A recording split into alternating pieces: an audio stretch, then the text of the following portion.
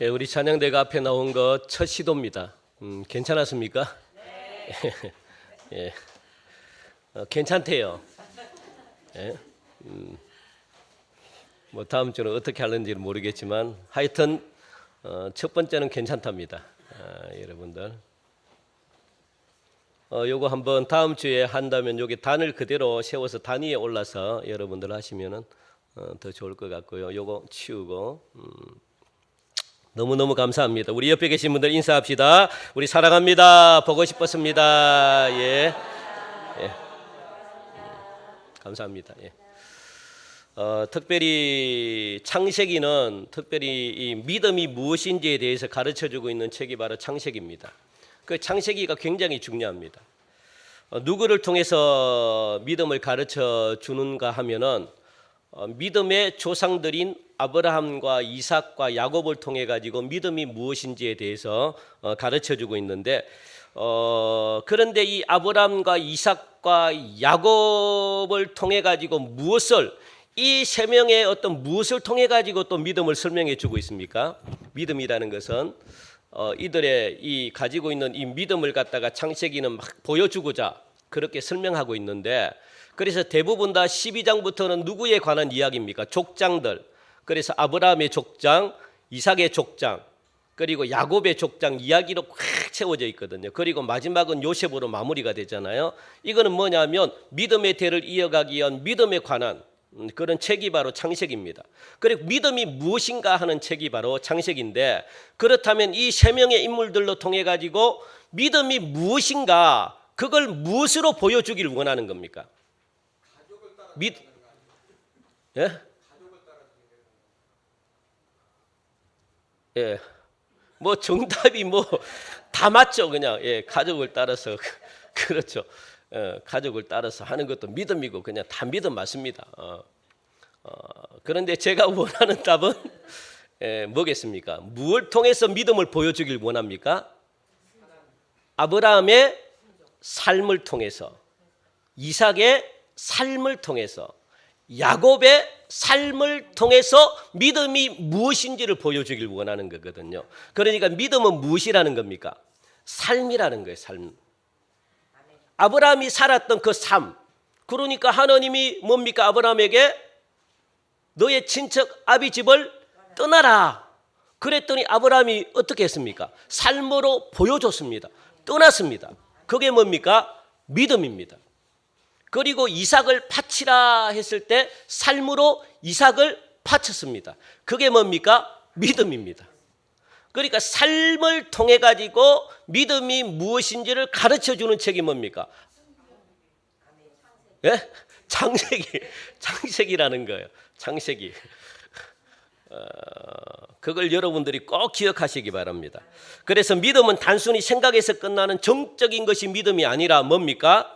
믿음은 동적인 것이다 라고 말하는 거거든. 믿음은 행하는 것이다 라고 그렇게 말씀하고 있습니다. 그래서 내가 믿음이 있다는 것은 반드시 무엇으로 증명이 돼야 돼요? 삶으로 반드시 증명이 돼야 됩니다. 그게 믿음이 있다는 증거입니다.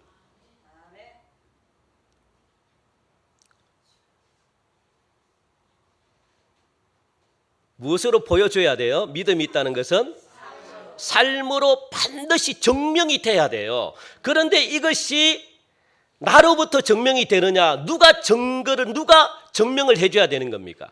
나의 삶을 보는 그렇죠. 옆에 사람이 야, 저 사람 못하는 거예요? 변했다라고 하면은 저 사람이 믿음이 있는 겁니까? 없는 겁니까?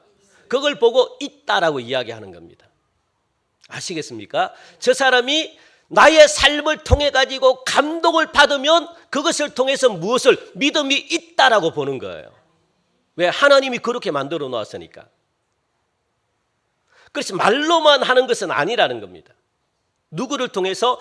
이웃이 나를 인정해 줘야 되는 거예요. 이웃이. 내가 나를 인정하는 것도 굉장히 중요한데 그런데 중요한 것은 내 남편이 나를 인정해 줘야 되고 내 아내가 나를 인정해 줘야 되고 내 자녀가 나를 인정해 줘야 되고 또 나를 자주 만나는 가까운 친구가 나를 인정해 줘야 되고 무엇을 통해서? 삶을 통해서. 저 사람의 삶을 봤더니 야 정말 변했다. 이게 느껴져야만 내가 믿음이 있다는 겁니다. 아브라함과 이삭과 야곱이 그런 삶을 살았거든요. 그러니까 말로 하는 삶이 아니라 진짜로 행함으로 말미암아 그렇게. 그래서 상대방이 볼 때 저 사람이 믿음이 없다 있다 판단하면 안 되죠. 믿음은 판단하면 안 되는데 대부분 다 무엇으로 보이느냐? 행동으로 보여요. 이게 나는 몰라요. 여러분들은 몰라요. 여러분 자신은 잘하고 있다고 생각하는데 남이 보기에는 어떻게 하겠습니까? 아닌 거예요. 그래서 내가 나를 가장 잘 몰라요. 나는 잘하고 있는 것 같은데 다른 사람들은 그렇게 인정하지 않습니다. 다른 사람이 인정하는 게 중요하거든요. 그래서 여러분들 이제 우리 교회도 여러분 자신의 어떤 이 생활 일지를 한번 적어보세요. 행동 오늘 하루를 갖다가 돌아보면서 일기처럼 신앙의 일지 있잖아요. 신앙의 일지. 나는 어떻게 이런 상황 속에서 나는 어떻게 했다. 그러면 여러분 자신이 보입니다. 그리고 또 여러분 하루 정도 여러분들 이 휴대폰 있잖아요. 휴대폰을 갖다가 녹음기 있죠. 녹음기를 틀어놓고 하루 정도 이 다 켜놓고 한번 생활을 한번 해보세요. 그리고 하루만.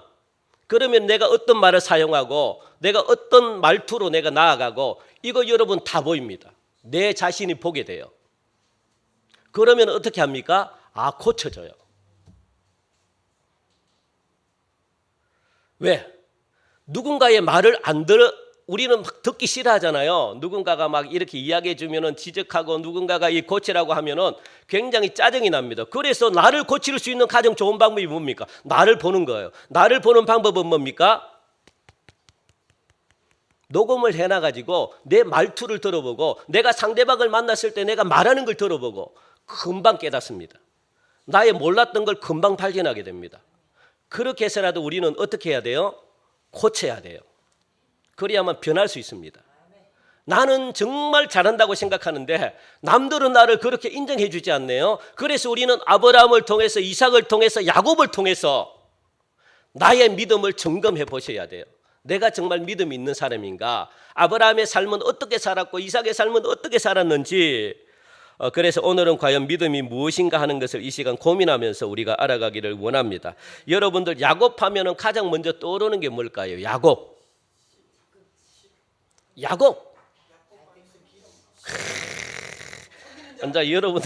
이제 여러분들의 이 뭡니까?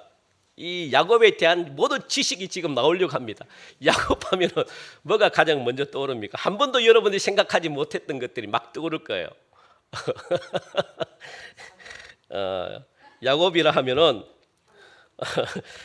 제가 여러분들이 이게 떠오른단 말이야? 이렇게 할 정도로 제가 한번 말씀하겠습니다. 야곱 하면은 모태신앙이 떠올라요.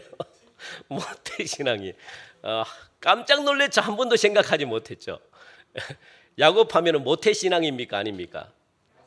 맞죠. 왜냐하면 이삭의 뱃속에서부터 이미 하나님을 믿고 태어났기 때문에 믿는 부모님 밑에서 야곱이 태어났기 때문에 그걸 모태신앙이라고 이야기합니다. 그래서 이 모태신앙은요. 어떤 이 특징을 가지고 있느냐 하면은 한마디로 말하면 이 거룩한 부담감이 있어요. 모태신앙에게. 여러분들 혹시 모태신앙인 분 계십니까? 계시죠? 그러면 그분들 특히 주의 종들 목회자들의 자녀들이 참 불쌍해요.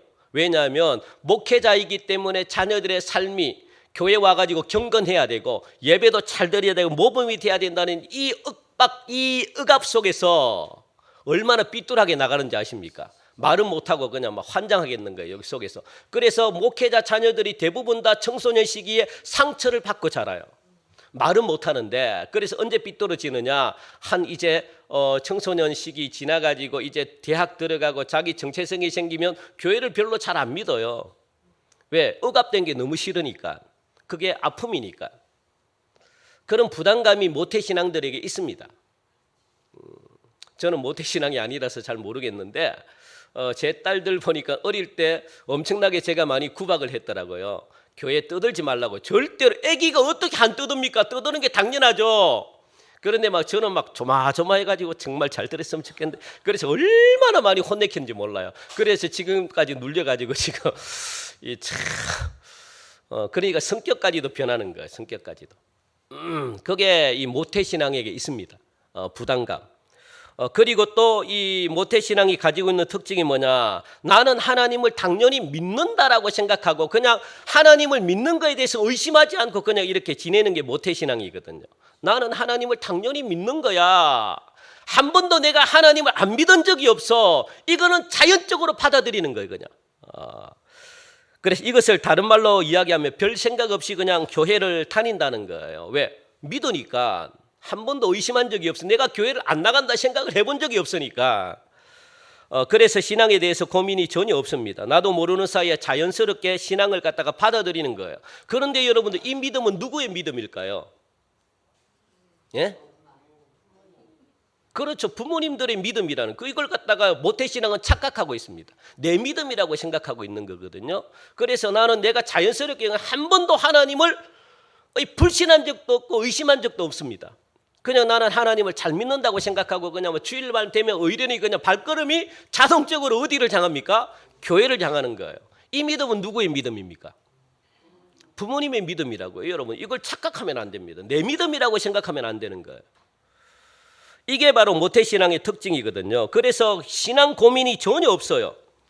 그런데 모태신앙뿐만 아니라 크리스찬이라면 누구나 해당이 되는 순간이 찾아오는데 어떤 순간이냐? 너무도 당연하게 믿고 있던 이 신앙, 당연한 것이 아님을 발견하게 돼요. 모태신앙이 한번 내가 믿고 있는 이 신앙이 당연한 게 아니네. 그리고 또 이 모태신앙이 아닌 분들도 자기가 믿는 이 믿음이 당연한 것이 아니라고 부딪힐 때가 와요. 부딪힐 때가 이렇게 팍 부딪힐 때가. 그래서 자기가 자신을 생각하니까 뭐 세상 사람들과 전혀 별반 다를 게 없는 자신을 볼 때 어떻게 부딪혀요? 내가 과연 예수를 믿는가? 내가 과연 하나님을 믿는가? 내가 세상 사람들과 별반 다른 생각, 뭐 별반 차이가 없어요. 생각하는 것도 차이가 없고 추구하는 것도 차이가 없고 내가 원하는 것도 세상 사람들이 원하는 것이나 내가 원하는 것이나 전혀 차이가 없어요. 세상 사람들이 추구하는 것이나 내가 추구하는 것이나 전혀 차이가 없습니다. 세상 사람들이 성공하는 것 나도 추구하고 세상 사람들이 돈을 원하는 것 나도 원하고 세상 사람들이 원하는 출세도 나도 원하고 다를 바가 없어요. 그럴 때 여러분들 무엇이 찾아옵니까? 충돌이 찾아와요. 딱 부딪혀요. 그러면 나는 과연 크리스찬인가? 나는 과연 하나님께 속한 사람인가? 이 물음이 찾아온다고요, 여러분들. 그렇지 않습니까? 세상 사람들이 생각하고 세상 사람들이 걸어가는 그 길을 내가 똑같이 걸어간다면 그게 무슨 크리스찬입니까? 뭔가 달라도 달라야 되는 거잖아요. 안 그렇습니까? 세상 사람들이 성공하는 세상의 성공법을 갖다가 내가 따라간다. 그게 무슨 크리스찬입니까? 그걸 창세기는 우리에게 가르쳐주고 있거든요. 그걸 어떻게 하나님의 사람이라고 이야기합니까? 거기에 대해서 여러분들이 심한 고민을 하셔야 돼요. 그런데 모태신앙은 한 번도 그런 고민을 안 하고 그렇게 신앙생활을 해왔다는 거예요. 그런데 어느 순간 내 자신을 보니까 세상 사람들과 전혀 다를 바가 없습니다. 세상이 원하는 돈을 좋아하고 세상이 원하는 쾌락을 좋아하고 세상이 원하는 높음을 좋아하고 세상이 좋아하는 출세를 좋아하고 이 좋아한다는 게 나쁜 게 아닙니다. 그런데 세상 사람들이 생각하는 걸 똑같이 생각하니까 그게 믿는 자로서 전혀 다를 게 없잖아요. 그게 부딪히게 되는 거죠. 그래서 나는 안 믿는 사람과 뭐가 다른가 그 고민을 하게 되는 겁니다. 아무런 차이를 발견하지 못해요. 나는 분명히 태어날 때부터 신앙생활하던 크리스찬이라고 생각을 했는데 내가 추구하고 살아가는 방식을 보니까 세상 사람들과 똑같은 방식을 취하고 있네요. 그러니까 세상 사람들이 쳐다보는 땅의 것을 갖다가 나도 땅의 것을 쳐다보고 그렇게 가는 겁니다. 우리는 하늘의 것을 쳐다보고 가야 되는데 세상 사람들은요 땅의 것을 쳐다보고 가거든요. 그러니까 나도 땅의 것을 쳐다보고 가는데 전혀 내가 크리스찬인지 알 바가 없는 겁니다. 그래서 내가 원하는 것, 내가 추구하는 삶, 내가 하고 싶은 삶 모두가 그냥 세상 사람들과 똑같은 거예요. 자, 하나님을 전혀 모르고 땅의 것들이 전부라고 생각하며 살아가는 사람들이랑 비교해 보니까 전혀 다른 사람들과의 차이점을 못 느껴요, 여러분들. 여러분들 더우시면 저 창문 열면 됩니다. 저 아니면 선풍기를 좀 켜세요. 예, 선풍기를 켜셔도 되고, 안 더우시면 그냥 놔두시고, 예, 이제 지금 공기가 이제 탁 하려고 하여 지금 이제 탁갈 좀 이제 중간 정도 들었습니다. 그래서 공기를 한 번씩 순환시켜도 괜찮을 것 같아요. 그러면서 나오는 질문이 뭡니까? 나는 크리스찬이 아닌가? 나는 크리스찬인가 아닌가? 요게 이제 질문이 던져지게 됩니다. 지금까지 저와 여러분들이 이런 고민을 단 한 번이라도 하지 않았다면 뭔가 잘못됐어요. 이런 고민이 나와야 돼요. 나는 과연 크리스찬인가? 나는 세상 사람들과 다를 게 뭔가? 다른 사람인가? 내가 세상의 길로 쫓아갔던 그 세상의 길로 나도 가고 있지 않은가? 요 고민이 없이는 안 됩니다. 이것이 바로 신앙의 한 과정이라는 거. 그러면 이런 신앙인들에게 필요한 건 뭡니까? 단 한 가지입니다. 단 한 가지가 필요합니다. 부모님의 신앙이 이제 아니라 누구의 신앙이 돼야 돼요? 나의 하나님이 돼야 돼요. 나의 하나님. 우리 요한복음 할 때 배웠죠. 도마가 신앙 고백했잖아요. 나의 주, 나의 하나님. 하나님이 부모님의 하나님이 돼서는 안 됩니다. 누구의 하나님? 나의 하나님. 나의 하나님이 되기 위해서는 어떻게 해야 될까요? 내가 직접 부딪혀야 되고 만나야 되고 내가 맛을 봐야만 내 것이 되는 겁니다. 그게 나의 하나님이에요. 지금까지는 누구에 의해서? 부모님에 의해서 이끌리고 부모님이 가라고 하니까 그냥 자동적으로 그냥 주일만 되면 눈만 뜨면 그냥 자동적으로 교회로 나오고 안 나오면 뭔가 찝찝하고 이렇게 신앙생활을 했다면 이제는 어떻게 해요? 이 고민이 나를 하나님을 만나는 쪽으로 인도하는 겁니다. 그래서 나의 하나님이 필요한 거죠. 나의 신앙이 필요해요. 그동안에는 부모님의 신앙에서 벗어나서 나의 신앙, 이걸 창세기가 지금 가르쳐주고 있거든요. 이게 바로 신앙 고백입니다. 이게 바로 야곱의 믿음인데 여러분들 그러니까 이게 내가 믿어야 되거든요. 내가 그동안에는 부모님의 믿음으로 내가 이끌려갔다면 이제는 내가 믿어야 돼요. 내가. 그래서 내가 믿는 것. 그래서 믿음이라는 것은 우리 세 가지로 간단하게, 요거 굉장히 중요한데 우리 화면을 보고 요거 여러분들 외우셔야 돼요. 굉장히 중요합니다. 그래서 믿음이라는 것은 너무너무 광범위한데 이 핵심적으로 세 가지만, 이 믿음의 세 가지 요소만 딱 이렇게 간추린다면 바로 요겁니다. 요걸 여러분들이 아셔야 돼요. 그러니까 믿음의 3요소가 뭡니까? 나의 하나님이 돼야 된다는 건데, 이걸 그래서 나의 하나님으로 내가 믿어야 되는 것인데, 그죠? 그래서 믿음의 세 가지 필요한 게 있어요. 뭡니까? 첫 번째가 뭡니까? 믿음의 내용을 여러분들이 아셔야 돼요. 내가 무엇을 믿는 겁니다. 무엇을 믿는가? 여러분들이 믿는 게 뭔가? 무엇을 믿습니까? 여러분들은 믿는 게 뭡니까? 뭐뭐를 믿는다 그러잖아요. 우리는. 그러니까 여러분들 우리는 무엇을 믿습니까? 성경 말씀을 믿는다고요. 성경 말씀을. 그 성경 말씀이 뭡니까? 예수님의 나심과 예수님의 죽으심과 부활하심과 성천하심과 모든 하나님의 말씀은 태초부터 시작해가지고 무엇을? 예수님의 부활, 성천, 다시 오심, 재림까지를 이야기하는 게 성경 말씀입니다. 이걸 갖다가 우리는 믿는다고. 이게 믿음이라고. 이게 첫 번째예요. 그래서 믿음의 내용, 우리는 하나님을 믿습니다. 막연하게 그냥 우리는 하나님을 믿습니다라고 하는데 그 막연한 내용이 뭡니까? 무엇을 구체적으로 믿는다는 거예요? 말씀, 하나님이 하신 말씀, 이 말씀을 갖다가 우리는 믿는 거예요. 이게 내용입니다. 이게 첫 번째. 그러니까 그 믿는 그 두 가지가 뭡니까? 그러니까 우리 사도신경에 나오는 이 사도신경의 고백을 우리가 믿고, 그죠? 그리고 두 번째는 뭡니까? 이신칭이 사도신경에는 나오지 않지만 이신칭이라고 로마서에 보니까 오직 의인은 무엇으로 구원받습니까? 믿음으로만 구원받는다. 그 믿음은 어디에 바탕을 둬야 돼요? 하나님의 말씀에 바탕을 두는 이 두 가지를 우리는 믿는다고요. 이게 믿음이 내용이 돼야 돼요. 이게 첫 번째입니다. 믿음에 있어서. 그리고 두 번째는 뭡니까?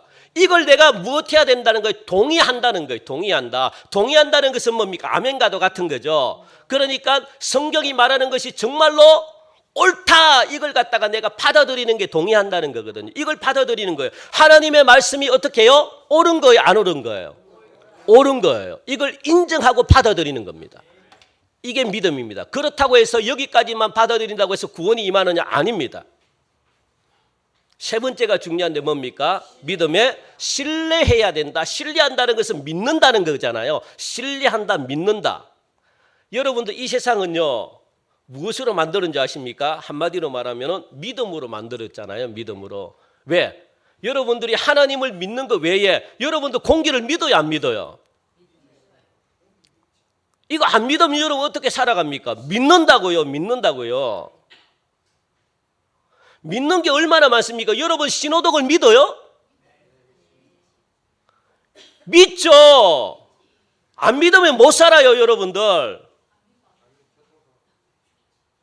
믿는다고요. 세상은 무엇으로? 믿음으로 이루어졌다고요. 믿음. 모든 것이 여러분들 믿어야만 살아갈 수 있게끔, 안 믿으면 여러분들 어떻게, 내가 저 사람 하는 말을 갖다가 내가 믿어줘야 돼, 안 믿어줘야 돼? 못 살아가요. 믿어줘야죠.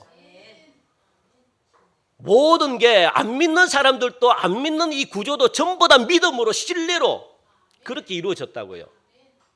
그러니까 세 번째는 뭡니까? 그런데 이 신뢰, 믿는다는 것은 무엇을? 하나님의 말씀을 전적으로 믿는 것인데, 그런데 이 신뢰는 구체적인 어떤 이 뜻이 뭐냐? 읽읍시다. 시작. 하나님께 내 삶을 던지고 맡기는 것. 이게 순종이거든요. 이게 삶이거든요. 삶. 내가 믿으면, 그러면 이 말씀에 내가 그러면 내 존재 전체를 갖다가 하나님께 올인하는 거예요. 맡기는 거예요. 우리 뭐 하잖아요. 올인하잖아요. 뭐 여러분들 좋아하십니까? 그 올인하는 거. 예? 뭐 올인은 뭐 할 때 올인합니까? 예? 뭐 우리가 뭡니까? 이 도박장에 가면은 뭐 합니까? 올인하잖아요. 올인하는 어떨 때 올인합니까? 그렇죠. 확실히 믿음이 많이 하신 건 아니죠. 뭐 할 때? 내 자신이 믿어지고 요 패에 대해서 이 쪼르는 거 있잖아요. 여러분, 아유 참나, 안 하는 척 하지 마시고,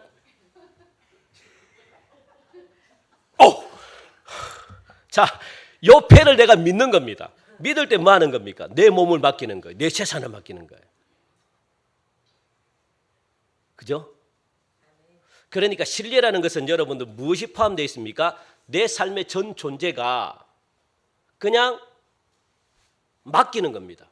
맡기고 순종하는 거예요. 그게 뭡니까? 신뢰라는 거예요. 신뢰. 여러분들 신뢰라는 것은요, 아무렇게나 이루어지지 않습니다. 그러니까 이 신뢰라는 것은 내 삶을 누구에게 맡긴다는 거예요? 하나님의 말씀에 내가 맡긴다는 겁니다. 이게 순종이에요. 순종. 내 생각으로는 아닌 것 같은데, 그런데 하나님이 말씀하시니까 무엇한다는 거예요? 믿고 신뢰하고 내가 맡기고 나간다는 겁니다. 이게 뭐예요? 신뢰라는 거예요. 신뢰. 여기까지 가야만 우리는 구원이 이루어집니다. 이럴 때 놀라운 기적의 역사가 나타납니다. 하나님의 살아 역사하심을 내가 눈으로 보게 돼요. 내가 눈으로 볼 때 내 믿음이 되는 겁니다. 아시겠습니까? 그러니까 내 하나님이 되기 위해서는 무엇을 해야 될까요? 하나님께 100% 내 인생을 맡김으로 말미암아 하나님이 나를 갖다가 어떻게 이끌어가는지, 어떻게 하나님이 열매로 나타나는지 내가 눈으로 목도하는 거예요. 눈으로 뚝 나타나면 내가 믿겠습니까? 안 믿겠습니까? 그때 믿어지는 거예요. 그러면 내가 고백하는 겁니다. 진실로 하나님이시구나, 하나님이 살아계시구나, 이렇게 고백하는 게 뭡니까? 믿음이라고요. 믿음. 이게 신앙 고백이라고요. 이게 나의 하나님을 만났다라고 이야기하는 겁니다. 그동안에는 부모님의 신앙에서 누구의? 나의 신앙으로 바뀌어야만 된다는 거예요. 이렇게 되지 않고서는 하나님을 믿을 수가 없다는 것. 하나님은 여러분들 아브라함과 언약을 맺음으로 그에게 놀라운 축복을 허락하셨거든요. 그리고 아브라함의 복은 그의 아들 누구에게? 이삭에게 그대로 전달이 됩니다. 이삭이 그걸 눈으로 목도한 거예요. 여러분들 목도하신 분들이 많잖아요. 내가 사업하는데 내가 어려움 당했을 때 하나님이 나를 도우시고 하나님이 나를 알게 몰게 이끌어 가시는 거, 그거 여러분들 못 보셨습니까? 그게 뭡니까? 신뢰, 그게 믿음이라는 거예요. 그게 내가 하나님을 만났다라는 거 증거거든요. 그 믿음이 있는 것과 없는 것은 너무너무 차이 납니다. 그래서 그리고 그 복은 마땅히 이삭의 장자인 누구에게 돌아가야 돼요?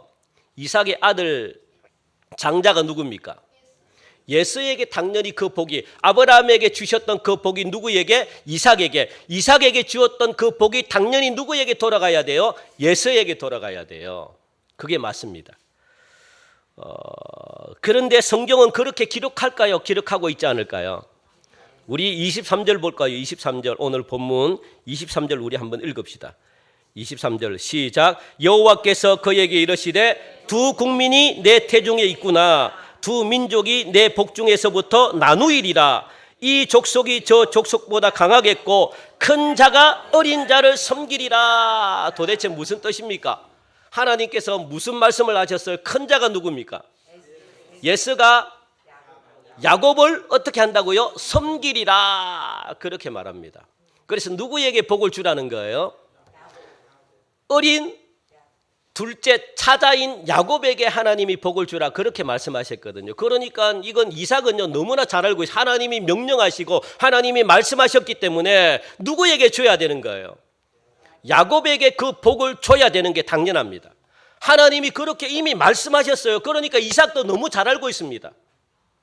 늘 생각을 하고 있어요. 평소에도 그렇게 하나님께서 하신 말씀이고 명령이기 때문에 이삭의 입장에서는요 그 어떤 말씀보다 강하게 들려왔다는 겁니다. 그런데 이제 이삭이 나이가 늙어가지고 이제 하나님의 부르심을 받을 때가 다 되니까 복을 빌어줘야 되잖아요. 자녀들에게 복을 빌어줄 때 결정적인 찰나에 그 복을 빌어주는 그 자리가 오자 그 복을 이삭은 누구에게 주길 원했습니까? 예수에게 주길 원했다고요. 예수에게. 야곱에게 주려고 하지 않았고 예수를 찾았다고. 예수를, 복을 주려고. 믿음은 뭡니까? 하나님의 말씀을 믿는 것이라고 제가 앞에서 말씀드렸거든요. 그러니까 믿는다는 것은 뭐냐? 제 몸을 던진다는 거거든요. 하나님께 올인한다. 제 큰딸이 어릴 때, 여러분 이런 경우들이 많았잖아요. 우리 집이 제 어릴 때 이제 지하방에 저희들이 살았는데 이 계단이 있어요. 계단에 보면 난간이 있잖아요. 난간이 올라가 가지고 막 3살 때인가 4살 때 막 올라가 가지고 그 애들이 얼마나 좋습니까? 올라가요. 아빠 하고 저는 밑에서 아빠 하고 그냥 몸을 갖다가 던져. 얘가 아무것도 모르고 제가 안 받으면 어떨 하려고? 응? 제 몸을 왜 던집니까? 아빠니까 믿기 때문에. 이게 한두 번이 아니에요. 아빠 하면 저는 받아야 돼. 아빠 하면 죽으라고 받아야 돼. 그냥 다치면 안 되니까. 그게 뭡니까? 신뢰라는 거예요. 신뢰. 나를 믿기 때문에, 하나님을 믿기 때문에 자신의 몸을 던진다는 겁니다. 그게 뭡니까? 믿음이라고요. 믿음은 나는 이해가 가지 않지만, 내 상식적으로는 이해가 가지 않지만 내가 생각하기로는 이렇게 하면 안 되는데, 그런데 하나님의 말씀이기 때문에 내 상식을 뛰어넘어서 뭡니까? 하나님의 말씀에 올인한다는 거예요. 그러면 어떤 부담이 있습니까? 큰 위험의 부담이 있어요. 내가 다치지 않을까, 내가 잘못되지 않을까, 이런 어떤 큰 이 벽에 막 부딪힐 때가 있어요. 그걸 감수하고 나를 어떻게 해요? 던지는 겁니다. 믿기 때문에 그래요. 믿기 때문에. 이게 믿음이라고요. 이게.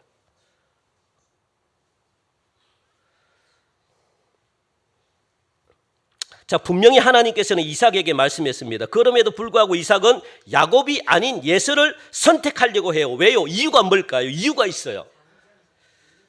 장자인 것도 있는데, 물론 그것도 굉장히 큰데 그것보다 더 큰 이유가 있습니다. 아브라함과 이삭, 야곱이 살던 이 당시의 문화를 여러분들 이해를 하셔야 돼요. 이 당시의 문화는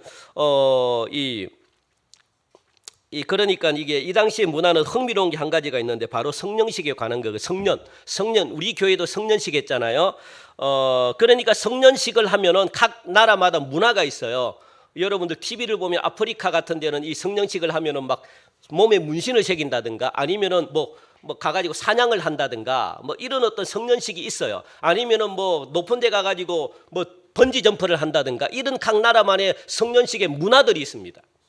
그런데 이 당시 여러분들 이 당시 이 아브라함 시대 때 성년식은 뭐냐?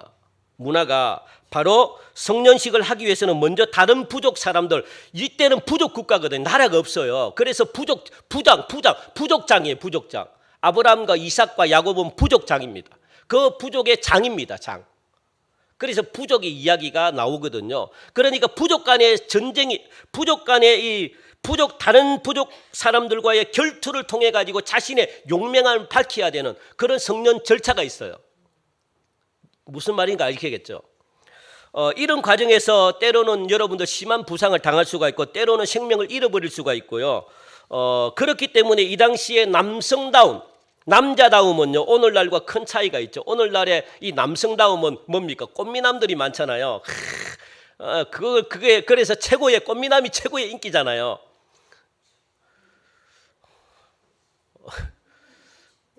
예? 네, 꽃미남. 그러니까 꽃미남들이 그래 저도 좀 키만 컸다면 막 키 크고 지다 막 저도 그래. 좀 수술을 좀 하려고 지금 막 저는 불만인 데가 너무 많습니다. 그래서 이 꽃미남으로 막 저는요 이 키가 180만 됐어도요 저는 목회 안 했습니다. 저는 막 모델 있잖아요. 모델 뭐 영화 아우 정말 이 요즘은 꽃미남이 먹히는 시대이기 때문에 지금도 원망합니다. 하나님 제발 막 5cm만 더 키만 컸고 그리고 코만 좀 더 하고 눈만 좀 더 있으면 저는요 목회 안 했어요. 저는 진짜 이 TV에서 여러분 저를 봤을 겁니다. 박중모 와 여러분들. 그런데 요즘 시대는 꽃미남이 남성다움이라고 생각이 드는데 그 당시에는 안 했습니다. 그 당시에 남성다움은 뭡니까? 싸움을 잘하는 사람, 용맹한 사람, 그리고 또 이 자기의 이 가족과 부족을 능히 지킬 수 있는 남자가 가장 인기 있는 남자였어요. 그래서 가장 인기 있는 직업도 군인입니다. 그리고 사냥꾼들이 가장 인기 있었어요. 사냥꾼들은 그냥 토끼를 잡는 사냥꾼이 아니라 누구를 잡을까요? 막 호랑이 같은 거, 사자 같은 거, 그냥 곰, 막 늑대. 그러니까 이런 이 짐승을 잡는 사냥꾼이 최고의 사냥꾼이에요. 또 하나 남성다움의 상징이 뭘까요? 이 예수를 보면은 사냥꾼이고 또 하나 예수를 보면 성경이 오늘 말씀하잖아요. 예? 그렇죠. 털이 이 당시에 남성다움의 상징이었습니다. 털이. 그래서 예수는 이제 털로 가득 찼어요. 그죠? 온 전신에. 그래서 야곱도 털이 없어가지고 막 털을 발라가지고 예? 그 아빠를 속여가지고 축복을 받아냈잖아요. 그러니까 최고의 이 직업은 사냥꾼이고 최고의 남성다움은 상징이 뭐냐? 온몸에 털이 막 가득해야 돼. 그래서 지금도 중동 사람들이 털을 안 깎아요. 털이 있잖아. 중동 사람들이 털이 많아요. 왜? 남성답기 때문에. 그런데 우리나라에서는 거의 막 혐오. 그러니까 이 중동 사람 털이 많은 우리나라 분들은 좀 혐오하잖아요. 이게 털 많은 사람들. 그래서 요즘은 털을 막 다 깎고 하잖아요. 그냥 막 다 밀어버리고. 그러니까 중동 사람하고 우리나라 사람하고 안 맞는 거예요, 이게. 우리나라 사람은 꽃미남인데 중동은 그래서 남자분들이 지금도 털을 기르고 있어요. 수염도 막 기르고. 이게 남성다움이니까 최고의 직업이니까 털이 없으면 어린아이 취급을 받기 때문에 다 길러요. 이런 문화적인 배경을 기억하면서 오늘 말씀을 여러분들이 보면 충분히 이해가 되죠. 그죠? 하나님도 이런 히브리인들의 문화를 하나님이 인정해 주셨거든요. 자, 예수의 직업이 뭡니까? 사냥꾼입니다. 이 당시 철기 문화가 아니기 때문에 전부 다 이 무기를 무엇으로 만듭니까? 돌로 만들어요. 돌로 무기를 만들기 때문에 여러분들 이 호랑이를 잡으려고 그러면 특히 돌도끼 같은 정도 만들어 가지고 호랑이와 무엇 해야 돼요? 때로는 몸으로 육박전을 해야 됩니다. 안 그렇겠습니까? 이거 돌로 호랑이를 상대하는데 사자를 상대하는데 여러분들 자기의 몸을 갖다가 육탄 막 이 몸싸움이 벌어질까요? 안 벌어질까요? 당연히 벌어지죠. 무기가 그 돌도끼밖에 없는데 그리고 또 화살 뭐 호랑이가 화살 맞고 죽습니까? 안 죽죠. 그러니까 뭡니까? 건장한 몸이 필요한 겁니다. 힘이 세야 되는 거예요. 왜? 육박전이 또 벌어지니까 그러니까 여러분들 그뿐만 아니라 예수의 몸에는 뭐가 있는데 털이 많았다는 거예요. 그에 반해 가지고 야곱의 직업은 뭡니까? 직업이 나와 있어요. 성경에 야곱이 직업이 뭐다고 나와 있습니까? 안 나와 있어요. 그런데 분명 집에 있기는 한데 특별한 직업이 없어요. 대신 아주 잘하는 것 한 가지가 있네요. 뭘 잘합니까? 야곱이. 야곱이 요즘 태어났어야 돼요. 예, 뭘 잘합니까? 요리를 잘하네. 요리는 여러분들 남자가 하면 안 돼요, 이 당시는. 그런데 야곱이 요리를 잘해. 특히 뭘 잘 끓입니까? 팥죽을 잘 끓이네. 야, 요즘 태어났어야 되는데 야곱은 요즘의 인물입니다. 요즘 태어났으면 이게 먹방입니까? 먹방. 굉장히 요리사가 요즘 최고의 직업이잖아요. 그런데 구약 시대에는 요리사 하면 맞아 죽어요. 요리사는 여자들이 하는 거고, 그래서 요즘은 세상이 참 어떻게 됩니까? 남자 여자가 없어지는 세상이에요. 그래 요리사가 인기가 너무너무 많잖아요. 그 당시 요리한다는 것은 감히 엄두를 못 냅니다. 그런데 야곱은 요리를 잘합니다. 남자가. 그래서 형인 예스가 하루 종일 배를 굶어가면서 맹수를 갖다가 사냥하기 위해 밤낮으로 배고픔과 추위를 참아가면서 돌아다녔던 것에 비해서는 동생 야곱은 집에 엄마 품에 안겨가지고 그냥 집에 그냥 가만히 있으면서 어떻게 하면 팥죽을 갖다가 잘 요리할까 이걸 연구하고 있는 사람이 누굽니까? 야곱입니다. 그러니까 이삭의 입장에서 볼 때 야곱이 이 부족을 맡을 수 있는 어떤 그런 사람이 되겠습니까? 이 가족이 안전할 수 있겠습니까? 맨날 이게 막 이 팥죽이나 끓이고 이런 사람이 자기 다른 부족과 싸움이 벌어져서 이 우리 부족을 지킬 수가 있겠습니까? 아니죠. 이삭은 그걸 먼저 생각한 거예요. 그 문화를 생각하니까 하나님의 말씀도 중요한데, 그런데 내가 가지고 있는 생각, 내가 가지고 있는 상식, 이게 뭡니까? 내 부족을 지킬 수 있어야 되고, 내 부족을 또 이 부흥시킬 수 있어야 되고, 내 부족을 먹일 수 있어야 되고, 이런 적합한 사람이 누굽니까? 예서라는 거예요. 예서. 이런 문화 속에서 아무리 하나님의 말씀이지만 도대체 인간으로 생각하기에 야곱이 지도자가 될 만한 그런 자격이 없어요. 축복받을 만한 자격이 안 돼요. 여러분들 같으면 안 그러겠습니까? 저 같아도 그러겠어요. 하나님의 말씀이 아무리 하지만 내 생각으로 내 상식으로 내가 가지고 있는 어떤 모든 지식을 다 동원해서라도 생각해보면 야곱보다는 예서가 훨씬 낫습니다. 그래서 예서에게 축복을 하려고 하는 거예요. 지금 이게 뭐가 잘못됐습니까? 여러분들 잘못됐습니까? 이게 최고의 신랑감이 예서인데, 최고의 남성상이 예서인데, 우리 마을의 리더가 누가 되면 되겠습니까? 예서죠. 당연히 사람들은 예서라고 생각해요. 왜? 예서가 뭐 야곱보다 훨씬 힘이 세니까, 그리고 사냥을 잘하니까, 그리고 남성다우니까 사람들이 예서를 따른다고요. 야곱을 따르는 것이 아니라. 그러니까 아브라함의 복이 누구에게 가야 되겠습니까? 예서에게 가야 된다고요. 야곱이 아니라. 그래서 이삭은 예서를 선택했습니다. 충분히 이해가 가죠. 그러니까 여러분들 이 믿음보다는 무엇이 앞섭니까? 인간의 상식이 앞서는 거예요. 믿음보다 무엇이 앞섭니까? 내 생각이 앞서는 거예요. 믿음보다 무엇이 앞서는 겁니까? 이성이 앞선다고요. 이성. 그러면 인간은 당연히 상식대로 이성대로 행동을 해야 되는 거거든요. 그게 맞습니다. 분명히 이삭은 하나님의 말씀보다 현실을 생각하니까 현실이 맞는 거예요. 예서를 선택하는 것이. 자신이 생각한 생각이 맞는 겁니다. 여러분들 믿음이 무엇이라고 했습니까? 믿음이 뭡니까? 믿음은 순종과 신뢰라고 했거든요. 순종. 그죠? 그게 믿음이에요. 그러니까 순종과 신뢰를 하기 위해서는 여러분들 무엇을 해야 될까요? 내 것을 포기를 해야 돼요? 안 해야 돼요? 내 것을 포기를 해야만 신뢰가 쌓여져요. 내 것을 포기를 해야만 순종이 됩니다. 하나님이 말씀하신 건 여러분들 성경을 읽어보면, 진짜 성경을 여러분들 읽어보면 이해가 되는 게 하나도 있습니까? 내 생각으로 이게 도저히 이해가 된다고 여러분 생각하십니까? 여러분들이 가지고 있는 이 이성을 가지고 성경이 읽어집니까? 그걸 받아들이는 사람들이 있어요?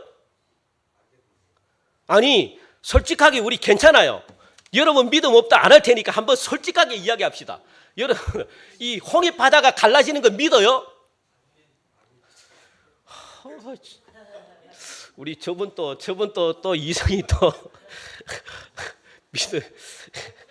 아니 솔직하게 여러분 그러면 좋습니다. 우리 한강 있잖아요. 한강. 한강이 갈라진다고 믿어요? 예? 안 갈라져요?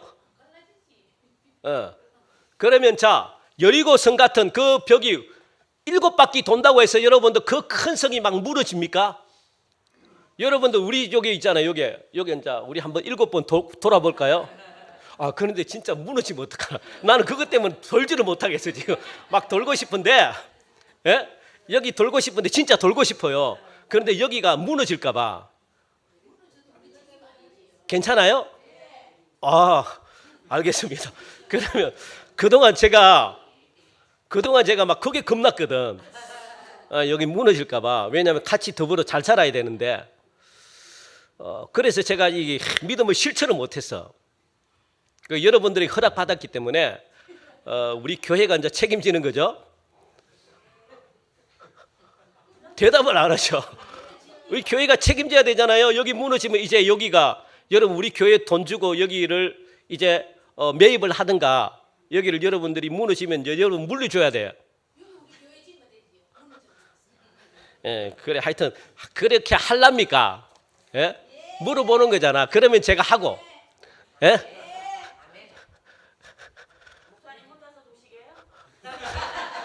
여기는 뭐 제 혼자도 충분해. 여러분들도 시간 나면 돌아.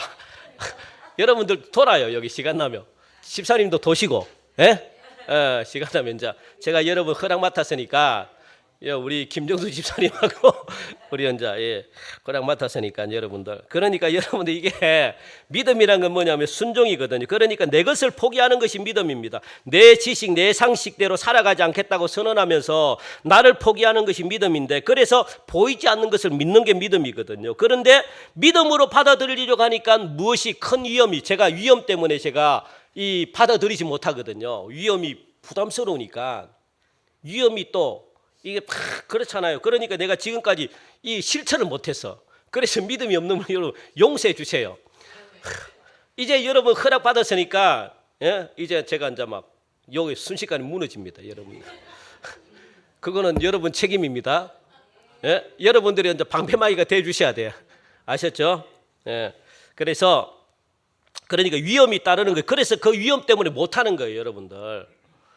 그래도 받아들일 때 그래도 그 위험을 무릅쓰고 내가 순종하고 하나님을 받아들일 때 어떤 역사가 나타납니까? 기적이 나타나는 거예요. 생각하지 못했던 기적이 나타납니다. 하나님은 그걸 우리에게 보여주길 원하거든요. 그래 자꾸 버리라 그러는 거예요. 버리라. 네 생각대로 하지 말고 정말 나만 믿고 따라와봐. 그렇게 말씀하시거든요. 사실 우리에게도 이와 비슷한 일들이 얼마든지 있을 수가 있죠. 제가 아마 이 교회 담임으로 올 때에도 마찬가지였을 겁니다. 좀 더 저보다 외모적으로도 마찬가지고 교회의 여러 가지 상황으로 봤을 때 뭐 제가 아닐 수도 있었겠죠, 그죠? 저보다 더 훌륭한 목사님들이 얼마나 많았겠습니까? 저보다 더 괜찮은 목사님들이 얼마나 많았겠습니까? 여러분들이 개인적으로 탐나는 목사님들이 얼마나 있을 수가 있었겠죠, 그죠?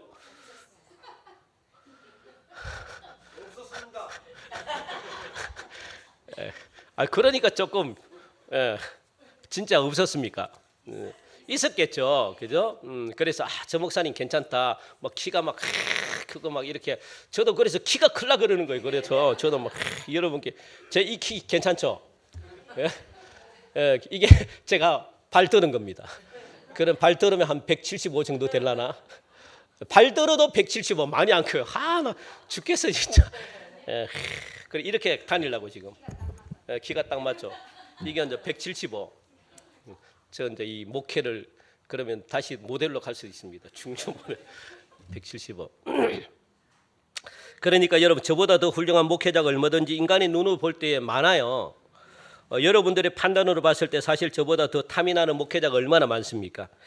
하나님의 분명한 말씀을 알고 있음에도 불구하고 하나님의 말씀이 아닌 내가 가지고 있는 상식과 환경을 따라갈 때 우리 그런 일들이 너무너무 많잖아요. 그죠?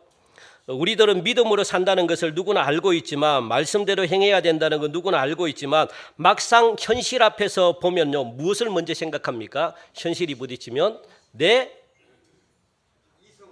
이성이 먼저 생각이 들고 내가 판단하는 지식과 내 생각이 먼저 들어요. 그리고 세상 사람들이 따라가는 그 길이 먼저 보여요. 세상 사람들이 성공해내온 그 길이 먼저 보여요. 세상의 길이 먼저 보여요. 하나님은 그걸 싫어합니다. 그거는 신뢰가 아닙니다. 그거는 믿음도 아닙니다. 내가 직접 하나님을 만나고 경험하고 하나님의 살아 역사하심을 내 눈으로 목도한 사람은요, 전혀 흔들림이 없습니다. 하나님이 하실 것을 아시기 때문에. 그래서 나의 하나님이 필요한 거예요. 나의 하나님. 내가 하나님을 경험하고 만나봐야 됩니다.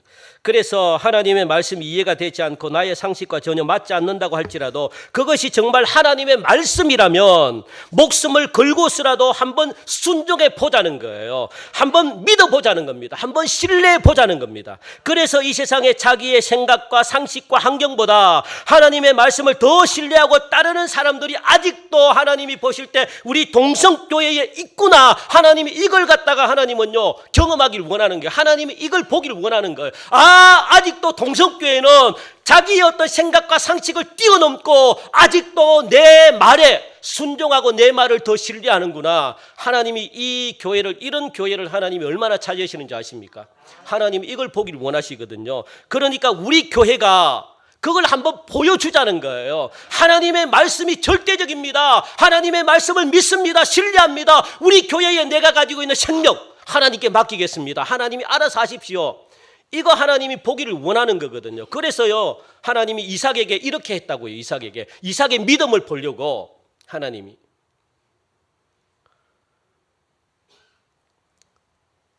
하나님의 말씀을 믿고 골리앗 앞에 당당하게 섰던 다윗처럼 비록 포로가 되었지만 하나님이 지켜주신다는 믿음을 가지고 정절을 지켰던 이 다니엘처럼 우리들도 예수님을 모시고 사는 사람들이잖아요. 예수님을 믿는 사람들이잖아요. 예수님을 믿는 사람들이 안 믿는 사람들과 과연 어떻게 다른지 이걸 갖다가 하나님은 보기를 원하는 겁니다. 말로만 하는 것이 아니라 한 번만 하나님이 보여주시면, 우리가 한 번만 하나님께 보여주시면 하나님은 우리에게요 말할 수 없는 은혜를 하나님이 막 부어주십니다. 한 번입니다. 한 번만 여러분들 우리 교회가 그런 믿음을 한번 보여주시기 바랍니다. 그래서 우리 교회 건축 여러분들 우리의 힘으로 합니까? 왜 자꾸 목사님 교회 건축을 해야지. 여러분도 올 여름 또 비가 안 새요. 우리 교회에 막 비가 새면 또 돈 들어가야 되고요. 여러분 또 이 땅이,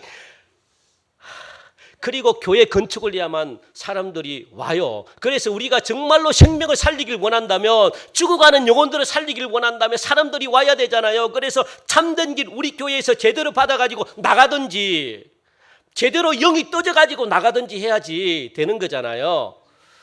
그래서 우리 교회가 47년 동안 너무 오시는 분들마다요, 목사님 47년 동안 우리 교회가요 전부 다 교회를 갖다가 빨리 건축해야 되겠네요. 전부 다 오시는 분들이 다 그래. 그래서 이게 문도, 우리 들어오는 문도 삐그덕삐그덕거립니다. 계속 이렇게 올리고요. 이제 47년 동안 오래 견뎠잖아요. 너무너무 감사하죠. 그런데 조금씩 비도 새고 막 비가 새는 게 문제입니다. 또 막 우리 그래서 교회가 건축을 저는 안 하고 싶어요. 이 교회가 얼마나 좋습니까? 저는 지키고 싶은데 돈이 들어가니까, 돈이 많이 들어가요. 많이. 여러분들, 그래서 왜 자꾸 목사님은 건축해라 그러나, 건축해야 역사가 나타납니다.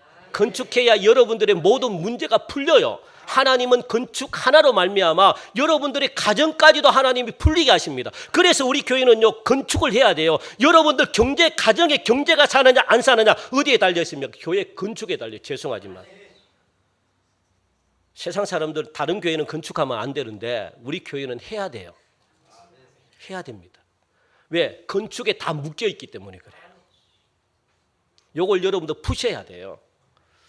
그런데 제가 여러분들 돈을 내게 그러겠습니까? 돈을 내라 그럴까요? 예? 아니에요. 하나님이 하십니다. 아멘! 하나님이 하십니다. 저는 그걸 믿음으로, 이제 여기 부서라 그랬으니까 여러분 제가 이제 믿음으로 나가면 하나님이 다 그냥 우리 교회 다 하십니다. 우리 교회가 앞으로 해야 될 일이 얼마나 많습니까? 그걸 한번 하나님께 맡기면서 신뢰하면서 하나님이 역사하는 걸 한번 보자는 거예요. 하나님이 어떻게 일을 하시는지. 그래 여러분들은 뭐만 있으면 됩니까? 믿음만 있으면 된다고. 여러분들에게 내가 뭐 돈을 내라 그럽니까? 여러분들에게 뭐 이렇게 하라는 겁니까? 아니잖아요. 뭐만 있으면 되네요. 제발 한 명이라도 의심하지 말라는 거예요. 한 명이라도 하나님의 역사에 토를 달지 말라는 거예요. 하나님이 하시는 일에 무엇하라는 거예요? 믿음과 순종을 가지고 마음이 한뜻 한마음이 될 때 하나님은 이루십니다. 아멘. 네, 하나님은 그렇게 역사하십니다. 그걸 우리 이제는 믿음의 눈으로 바라보시고 하나님이 하시는 위대한 일을 바라보면서 여러분들의 가정과 그리고 직장과 사업장의 모든 문들도 한꺼번에 활짝 열리는 그런 축복의 교회, 가정 여러분들이 되시기를 주님의 이름으로 간절히 축원드립니다. 하나님 감사합니다. 우리 교회가 믿음으로 말씀으로 나가기를 원합니다. 믿음이 무엇인지 하나님 우리에게 각 개인에게 나타내 주시고 보여주시고 말씀하여 주시고 내 하나님임을 내가 경험하며 만나며 맛을 보아 알 수 있는 그런 귀한 믿음 되게 하여 주옵소서. 예수님의 이름으로 기도하옵나이다. 아멘. 우리 다 함께 일어나셔서 우리 찬양하시면서 우리 주어진 예물